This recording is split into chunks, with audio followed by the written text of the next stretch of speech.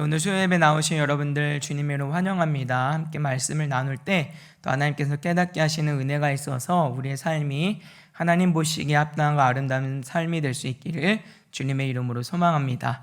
오늘은 말씀을 통해서 여러분들과 함께 하나님의 뜻에 대해서 상고를 해보려고 합니다.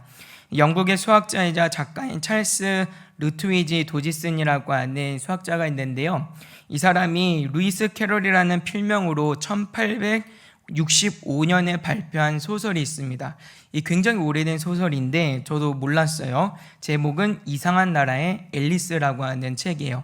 아마 여러분들 한 번씩은 다 읽어보시지 않았을까 싶은 마음이 있는데, 이 책은 어떤 내용이냐면 앨리스라고 하는 7살짜리 한 소녀가 토끼굴에 들어가게 되면서 이제 기묘하고 또 환상적인 어떤 나라로 빠져들게 되죠. 그리고 그곳에서 굉장히 유인하던 어떤 생명체들과 함께 이 환상의 세계에서 모험하는 내용들을 우리에게 소개를 해주고 있는데, 이 책의 내용을 보면 이런 내용이 있어요. 이상한 나라에서 길을 잃고 헤매던 앨리스 앞에 갈림길이 놓입니다. 그러니까 어디로 가야 될지 알 수 없어서 고민하고 있는 찰나에 나뭇가지에 보니까 채셔 고양이 한 마리가 있는 거예요.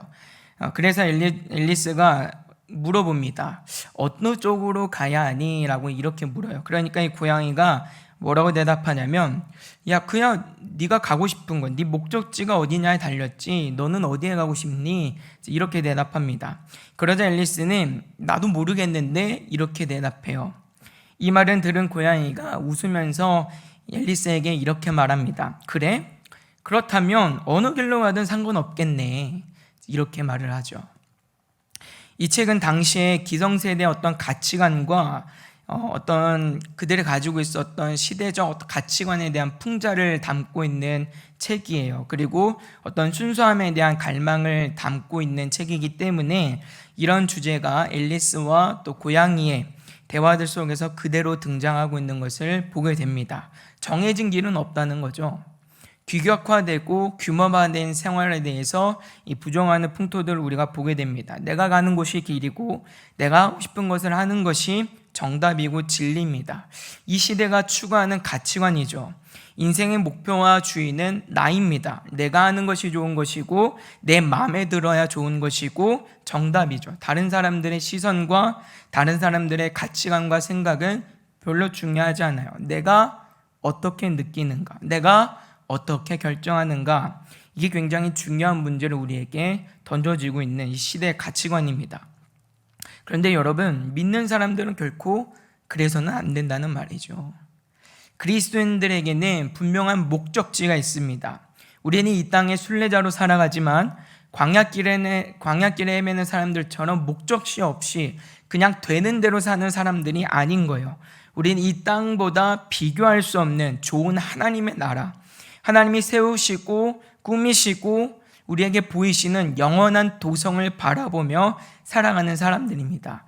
그러므로 믿는 자들의 목적지는 분명하고, 따라서 하나님의 백성들에게는 이 땅에서 내가 무엇을 하고 싶은가, 이 땅에서 내가 좋은 일은 무엇인가, 그것이 우리의 삶의 궁극적 질문이 되어서는 안 되는 거예요. 모든 믿는 자들에게 있어서 가장 중요한 가치와 무너져서는 안 되는 궁극적인 이 삶의 질문이 있다고 한다면 유일한 것 하나입니다. 내 삶을 향하신 하나님의 뜻은 무엇인가? 내 삶을 향한 하나님의 뜻이 무엇일까? 늘 언제나 여기에 대한 고민과 여기에 대한 갈증과 이 목표에 대한 삶의 방향과 추구성이 우리에게 있어야 한다는 말이에요. 하나님의 뜻을 구하고 찾는 일은 때로는 경건한 일일 수 있지만 때로는 불경건한 일이 될 수도 있습니다. 때로는 겸손한 복종일 수도 있으나 때로는 터무니없는 오만일 될 수도 있어요. 하나님의 어느 뜻을 찾느냐에 따라서 달라지는 거예요. 하나님께서 드러내길 기뻐하지 않으시는 부분을 우리가 억지로 찾고자 한다면 건드리면 안 되는 거룩한 부분을 애꿎게 건드리고 훼손하는 꼴이 되고 맙니다. 그래서 칼빈 선생님은 우리에게 이렇게 말하는데요. 하나님께서 그분의 거룩한 입을 닫으실 때는 우리도 질문을 그쳐야 한다라고 우리에게 설명을 해주고 있어요. 반면에 하나님께서 우리에게 기쁘게 드러내시는 또한 뜻이 있어요. 그 뜻을 찾고 구하는 일 또한 하나님은 기뻐하시고 즐거워하십니다. 하나님께 언제 우리가 나아가야 하는지, 명령해 주실 것을 구하고 하나님께서 어느 길을 기뻐하시는지 알려고 애쓰는 것, 이런 모든 일들은 하나님이 즐거워하시고 우리가 하기를 원하시는 일이죠. 이렇게 하나님의 뜻을 구하는 일은 거룩한 탐구고 또 경건한 사람이 힘써 해야 되는 마땅한 일이 됩니다. 이처럼 우리가 하나님의 뜻이라고 할 때도 하나님의 뜻의 어떤 면에 따라서 많이 의미들이 달라지는 것을 우리가 생각하게 되는 거예요. 그래서 우리가 이 땅에서 내 삶에 두신 하나님의 뜻은 무엇일까를 고민을 하려면 도대체 하나님의 뜻이란 무엇인가에 대한 우리의 중요한 정리가 필요합니다. 그래서 여러분들이 성경 말씀도 그렇고 또 기도 중에 하나님께서 내 삶에 두신 뜻을 구하시고자 한다면 이 세 가지를 여러분들이 꼭 염두를 해두셔야 돼요. 이 세 가지는 늘 언제나 여러분들이 같이 염두를 해두고 살피셔야 되는 내용인데, 이 첫 번째는 하나님의 작정적인 뜻이 있다라고 하는 겁니다. 하나님의 뜻은 다 똑같은 게 아니에요. 하나님의 작정적인 뜻이 있어요. 이게 가장 첫 번째입니다. 하나님의 작정적인 뜻이라고 하는 건 하나님께서 어떤 일들을 작정하실 때 사용하시는 의지를 가리키는 말이에요. 조금 어려운 말로 표현을 하자면 하나님의 주권적이며 유효한 뜻이다, 이렇게 말할 수 있어요. 정말 쉽게 말하면 뭐냐면 하나님께서 하기로 계획하시고 정하시고 그대로 이루어지는 모든 일들이 다 하나님의 이런 작정적 뜻이라는 말이에요. 하나님께서 빛이 있으라 명령하실 때 어둠은 그 명령에 저항하지 못합니다. 빛도 마찬가지예요. 하나님 싫은데요? 그렇게 하지 못해요. 하나님께서 빛이 있으라 말씀하실 때 그 말씀 그대로 빛은 있습니다. 제발 빛이 있으라고 하나님이 애원하시지도 않고요. 하나님께서 그와 어떤 협상이나 어떤 타협을 통해서 만들어내시는 것도 아니고, 또는 이렇게도 해보고 저렇게도 해보는 어떤 시행착오들을 통해서 이루시는 일도 아니에요. 이 모든 일들은 그저 하나님이 주권적으로 결정하신 일이죠. 다시 말해 하나님이 계획하시고 정하셨고 실행하시고 성취하시는 이 일들, 이 뜻이 바로 하나님의 주권적 뜻이 됩니다. 그래서 이 하나님의 주권적 뜻은 늘 언제나 먼저 우리의 삶에 선행이 된다는 걸 우리가 기억을 할 필요가 있어요. 우리의 삶은 늘 언제나 하나님의 결정 안에서 다스러지고 움직여져 간다는 거예요. 이게 가장 먼저예요. 그래서 오늘 15절 말씀에도 보시면 하나님의 주권적 뜻이 먼저 등장하죠. 뭐예요? 사람을 통해서 생육하고 번성하시고 그들을 통하여 이 땅을 다스리고자 하시는 거예요. 15절 말씀에 하나님께서 천지를 창조하신 이후에 첫사람 아담으로 하여금 에덴 동산을 경작하며 지키게 하십니다. 여기서 경작하고 지킨다라고 하는 말은 그냥 명령이 아니에요. 하나님께서 그렇게 되기로 이미 결정하신 거예요. 하나님은 이미 첫사람 아담을 통하여서 하나님을 대신하여서 만들어진 이 피조 세계를 다스리기를 기뻐하셨고 그렇게 정하신 거예요. 그리고 그렇게 행하시는 거죠. 그래서 아담이 이 땅을 경작하고 지킬 때는요, 그냥 하는 게 아니에요. 내 마음대로 내가 하고 싶은 대로 막 휘두르는 게 아니라 하나님께서 이 땅을 창조하실 때 목적하신 계획에 맞도록, 하나님의 그 거룩하신 뜻에 맞도록 이 세상이 움직여지도록 하는 일들이 경작하고 다스리는 일이 된다는 말이에요. 창조하신 목적에 맞도록 선용하고 하나님의 창조의 목적에 맞도록 그 가치를 잃어버리지 않도록 보존하고 다스리는 이 모든 일들이 다 경작하고 지키는 일이 된다, 그 말입니다. 세상 만물에 있는 하나님의 뜻을 발견하여 드러내고 그것이 그대로 행사되도록 하는 거예요.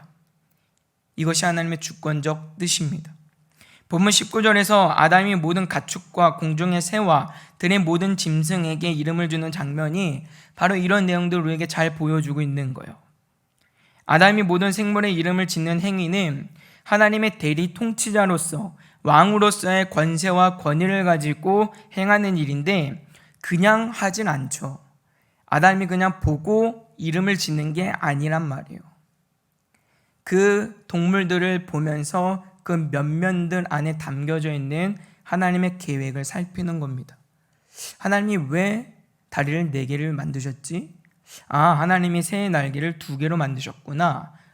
물고기는 아가미가 있는 거구나. 눈은 동그랗네. 송곳니가 날카롭네. 코끼리는 코가 기네. 회색이네. 이런 것들을 살피는 거예요. 그런 걸 살피면서 뭐를 발견해요?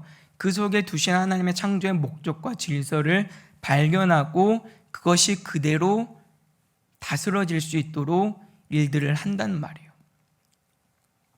그게 아담이 행하는 경작하고 지키는 일입니다. 이처럼 하나님께서 경작하고 다스릴 것을 정하셨고 그 뜻을 따라서 아담의 능력이나 어떤 조건에 관계없이 하나님이 정하신 목적에 따라서 성취되는 이 모든 일들에 대해서 우리는 하나님의 주권적 뜻이다, 이렇게 말을 하는 거예요.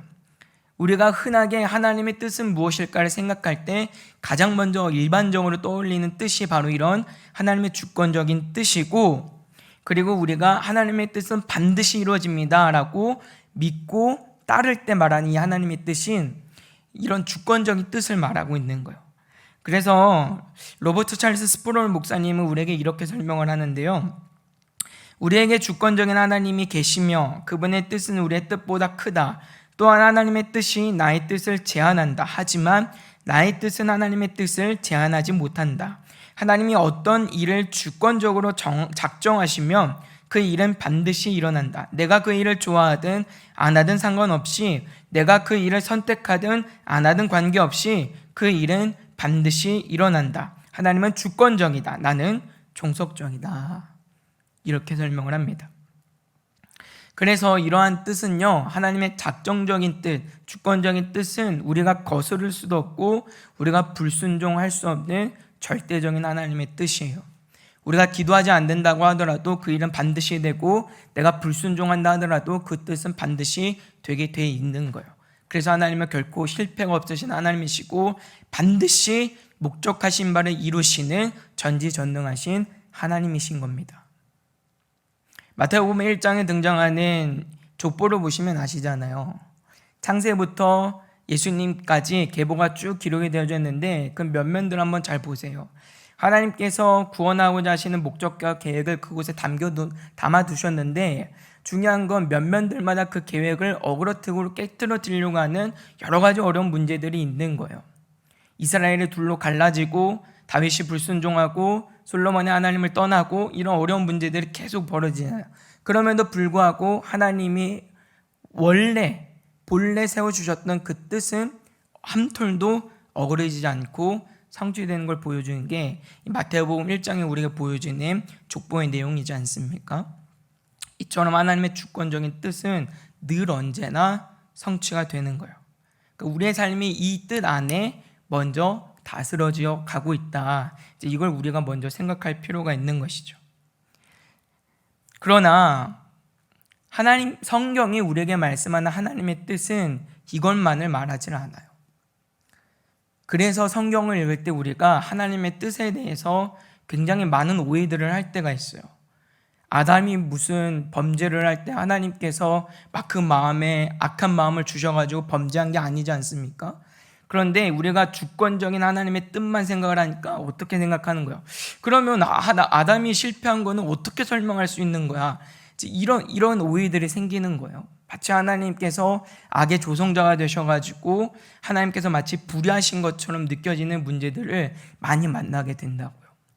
그러나 성경은 우리에게 분명히 하나님의 주권적인 뜻과 함께 또 다른 측면 하나님의 뜻에 대해서 우리에게 말씀하고 계심을 우리는 주목할 필요가 있습니다. 그래서 두 번째로 우리가 생각해야 되는 게 뭐냐면 하나님의 교훈적인 뜻이 있음을 우리는 기억을 해야 되는 거예요.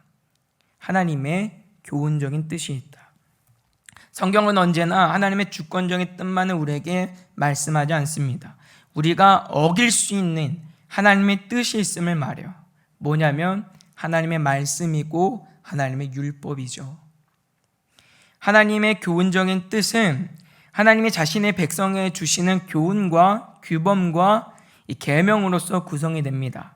이것들은 우리가 해야 하는 옳은 일과 적절한 일이 무엇인지에 대해서 우리에게 가르쳐주는 하나님의 뜻이에요. 그래서 하나님의 교훈적인 뜻은 하나님께서 우리 삶에 정해두신 규범으로서 우리는 이 규범의 다스림을 받아야 함을 가르쳐줍니다. 이는 곧 하나님의 말씀이고 율법을 우리에게 의미를 해요. 우리가 죄를 짓지 않는 것 하나님의 뜻입니다. 우리가 하나님 외에 다른 신을 두지 않는 것 이것이 하나님의 뜻이에요.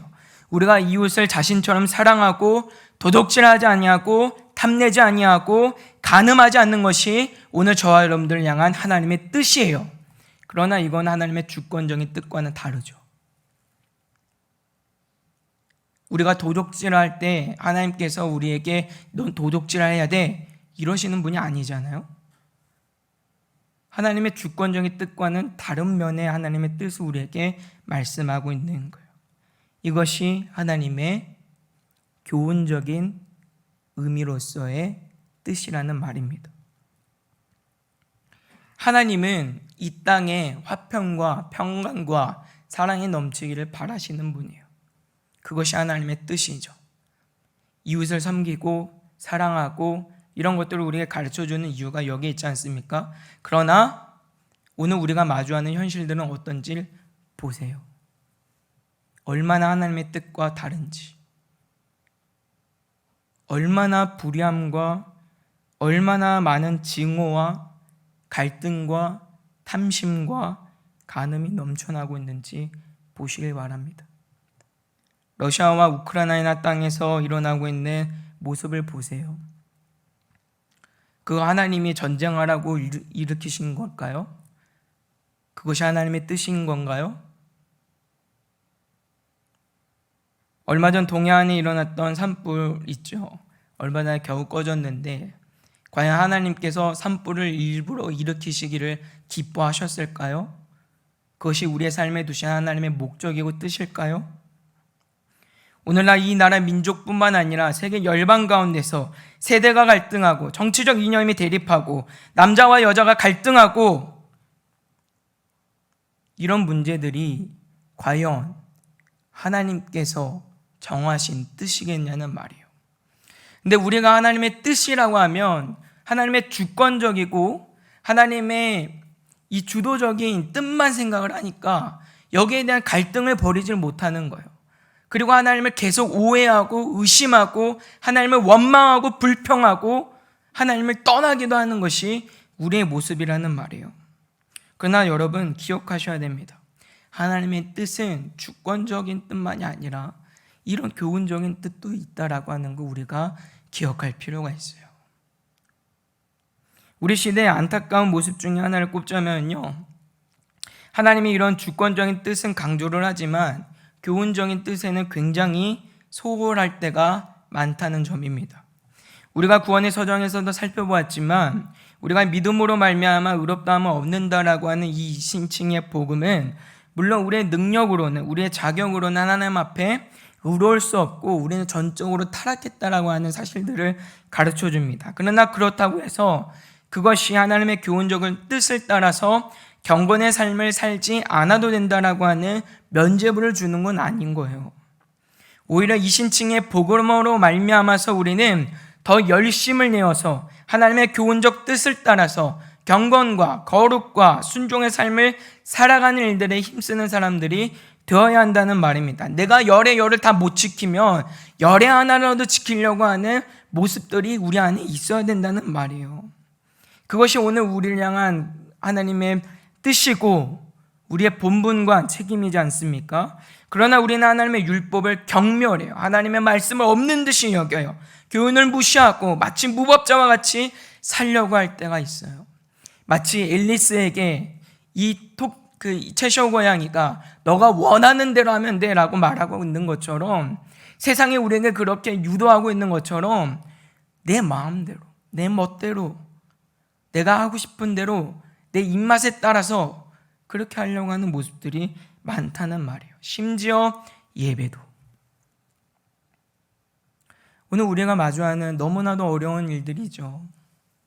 우리가 제사법들을 통하여서 제사의 이 의미들을 통하여서 오늘 우리에게 주어진 예배의 깊은 의미들을 살펴가고 있지만 제사 그 어느 하나도 하나님은 단 한 번도 소홀하게 드리도록 말씀하신 적이 없어요. 우리의 형편과 상황에 맞춰서 하나님이 주신 것들이 아니에요. 우리가 해야 하는 일들에 대해서 분명히 규정하고 말씀하고 있는 부분이죠. 예배는 우리가 함부로 할 수 있는 부분들이 아니에요. 제물을 드릴 때 제물의 규격도 방법도 심지어 제사장들이 그 제물을 처리하는 모든 과정도 하나님이 정하여 주신 대로 돼야 되는 거잖아요.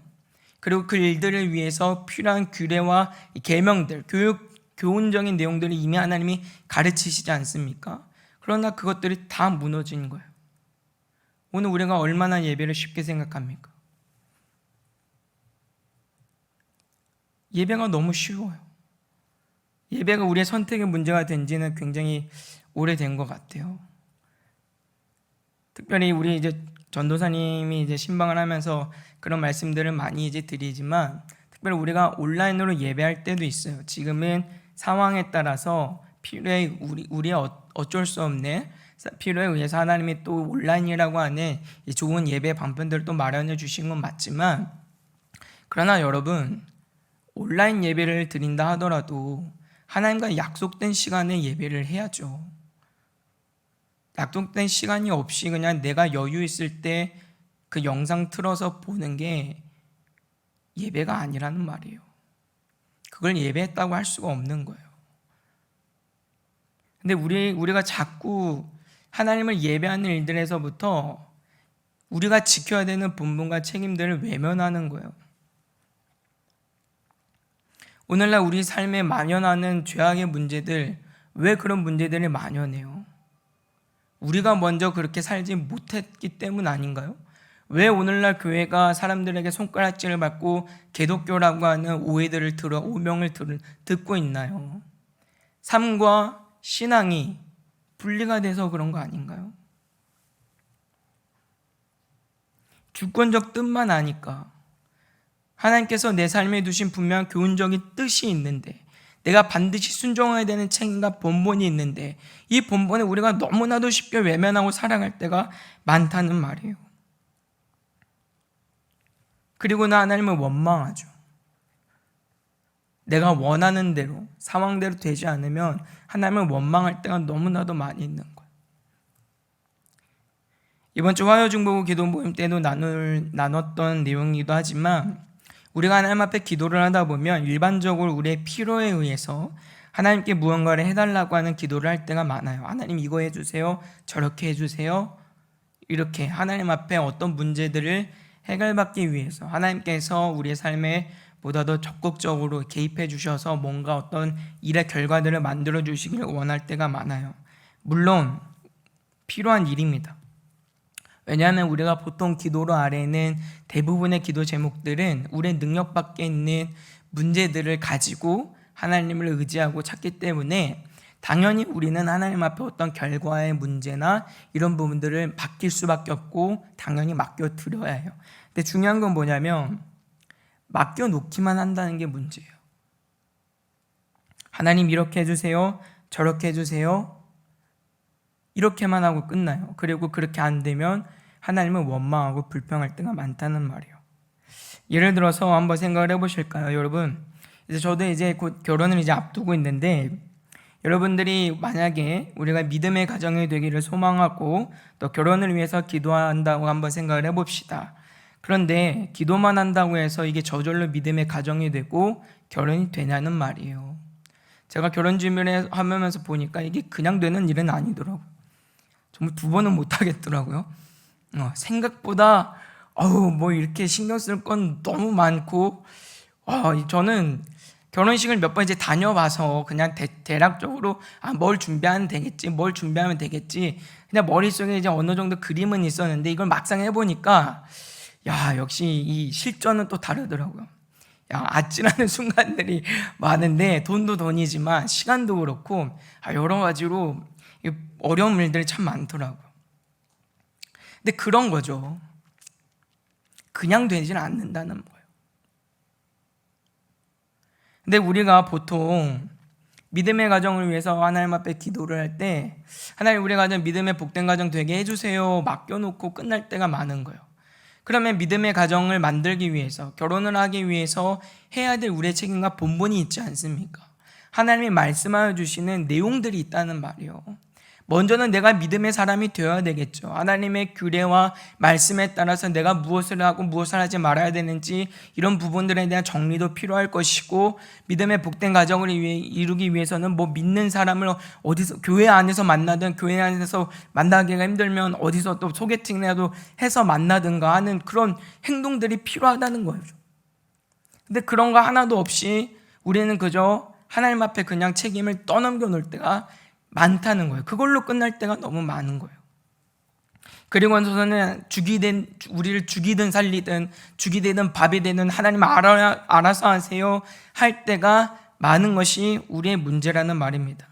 그러나 그게 절대 아닌 거예요. 제사법을 보세요. 제사법 그냥 되는 법이 없잖아요. 오늘 본문에서도 아담도 마찬가지입니다. 하나님의 뜻이 경작하고 지키는 일이라고 할 때 아담이 가만히 앉아 있는다고 경작되고 지켜지지 않는다는 말이에요. 하나님이 그렇게 못하셔서가 아니라 하나님께서 아담을 통하여서 사람을 통하여서 일하기를 기뻐하셨기 때문에 그냥 가만히 앉아 있는다고 경작되거나 지켜지질 않아요. 아담이 행동을 해야 된다는 말이에요. 그래서 하나님이 경작하고 지키는 가운데 뭐를 말씀하세요? 그가 무엇을 해야 되는지 덧붙여 가르쳐주고 계시는 거예요. 교훈적인 하나님의 뜻을 덧붙여 주신다 그 말이에요. 어떤 일이에요? 동산의 각종 나무는 먹되 선악을 알게 하는 나무의 열매는 먹지 않는 일이죠. 하나님께서 가르쳐 주시는 거예요. 그냥 되는 게 아니에요. 그냥 가만히 앉아 있는다고 해서 경작되거나 지켜지질 않아요. 하나님이 하라고 하신 것, 하나님이 하지 말라고 하신 것, 그것들을 우리가 충실하게 책임과 본분을 다하여서 감당을 할 때 그 일들이 되는 거지, 그냥 가만히 앉아 있는다고 해서 하나님이 그냥 옳더구나 이렇게 하지 않으신다고요. 근데 우리가 너무나 이런 부분들을 오해할 때가 많아요. 알아서 하시겠지, 하나님 뜻대로 될 거니까 되겠지, 이런 게 아니에요. 이게 결코 우리의 삶에 하나님의 뜻을 구하고 하나님의 뜻을 따라서 살아가는 우리의 삶의 모습은 아니라는 말입니다. 책임과 본분을 다하는 것이 필요하다.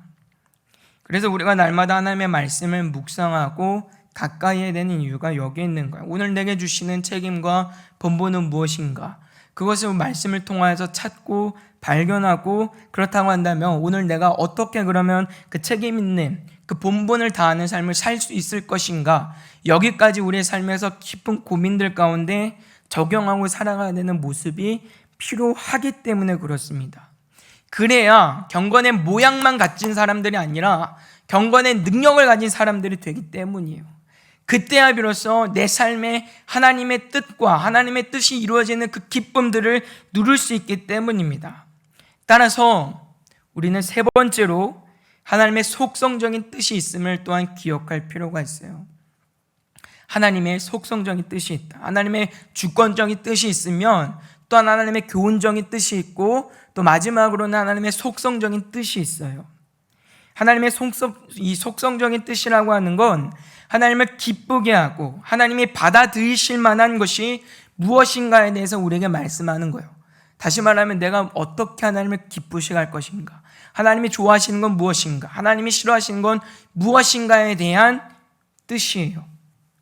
오늘 본문도 보시면 하나님이 무엇을 기뻐하시는지 무엇을 싫어하시는지 아담에게 그대로 가르쳐주고 계시죠.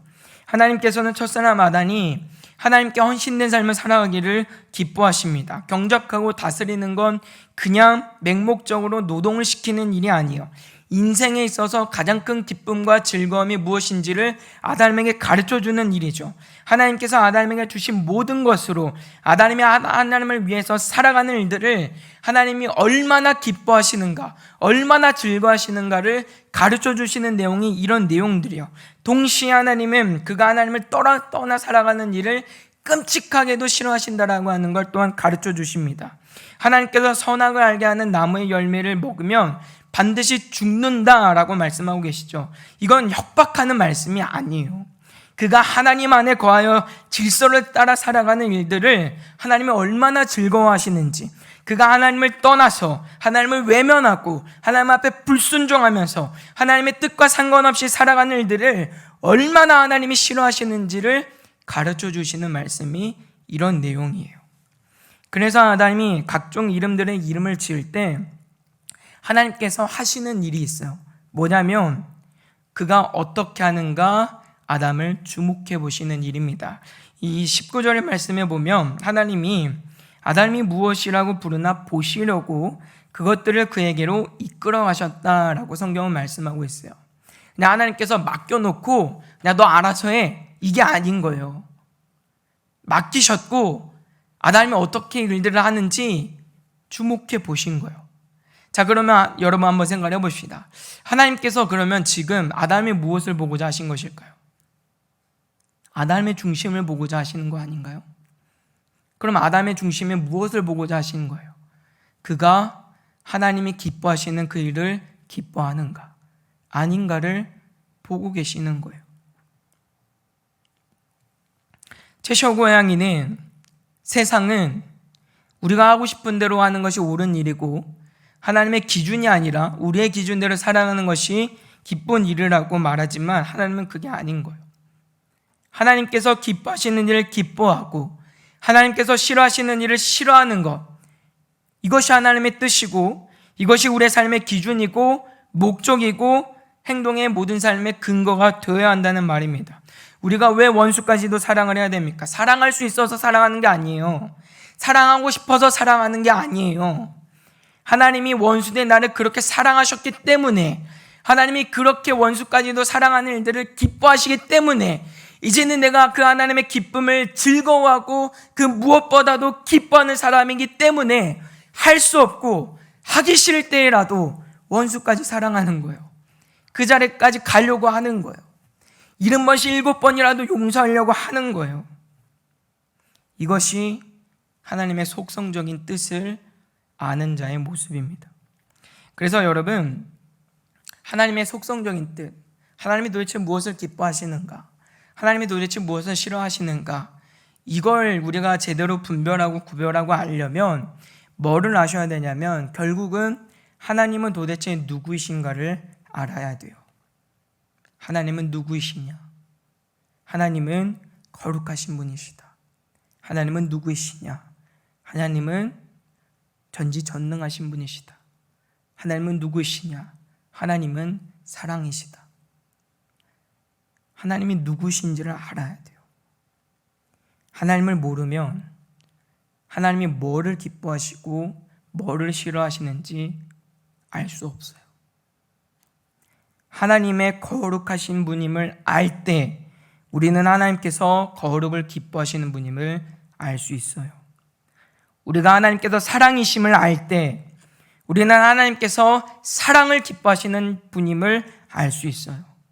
우리가 하나님께서 공의로우신 분임을 알 때 우리 하나님께서 이 땅에서 정의와 공평과 화평을 추구하며 살아가는 일을 기뻐하신다는 걸 알 수 있어요. 하나님께서 내 삶의 주인 되심을 알 때 우리는 하나님께서 헌신된 삶을 얼마나 기뻐하고 즐거워하시는가를 알게 되는 거예요. 하나님께서 누구신가를 알 때 우리는 하나님께서 무엇을 기뻐하시고 즐거워하시는지 그 속성을 통하여 보게 됩니다. 사랑하는 성도 여러분, 하나님의 뜻을 깨닫는 것은 우리 창조주를 기쁘게 하며 살기 원하는 모든 그리스도인들에게 더없이 중요한 일이에요. 하나님께서 오늘 내 삶에 무엇을 원하시는지, 오늘 내 삶을 통하여서 무엇을 이루고자 하시는지, 특별히 오늘 내가 교회 안에서, 가정 안에서, 직장 안에서 이런 관계들 속에서 어떻게 어떤 열정과 책임을 다하며 살아가야 되는지, 그것이 무엇인지, 어떻게 내가 이웃을 사랑하고 살아갈 것인지.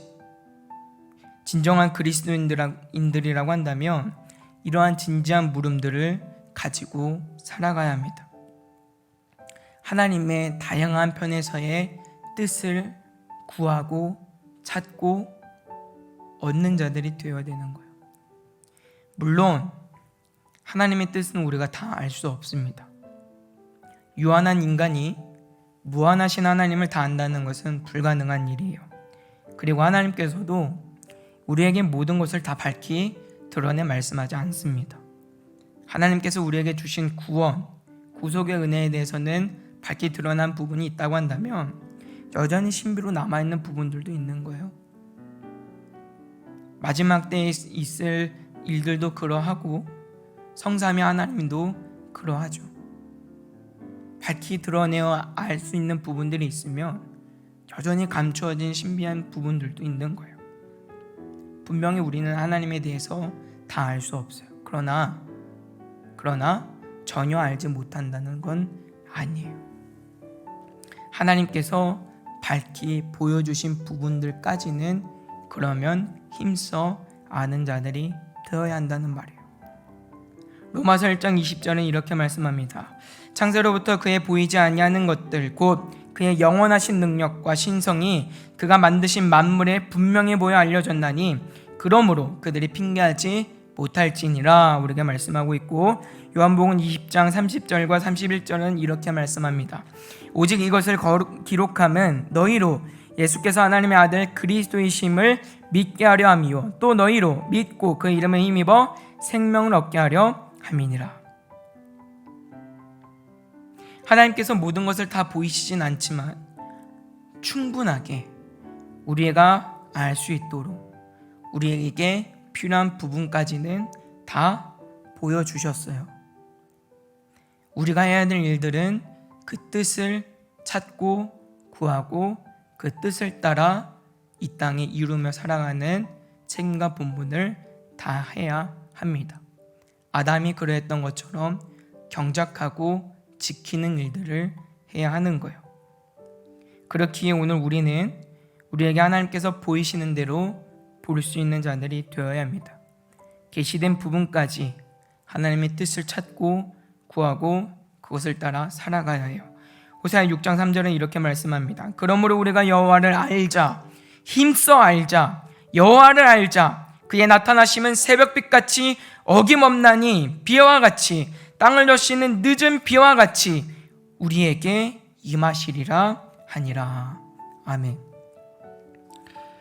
오늘 하나님의 뜻을 구하시거든 하나님의 주권적인 뜻과 교훈적인 뜻, 속성적인 뜻, 이 세 가지가 있음을 여러분들 기억하시고 하나님께서 지금 내게 무엇을 말씀하고 계시는 건지, 무엇을 내게 가르쳐주고 계시는 건지, 이것이 하나님의 주권적인 뜻인지, 이것이 오늘 내게 주신 교훈적인 뜻인지, 아니면 하나님의 속성에 근거한 속성에 대한 뜻인지 살피셔서 그 말씀에 붙들려 살아갈 수 있는 복된 저 여러분들 다 되시기를 주님의 이름으로 부탁을 드립니다.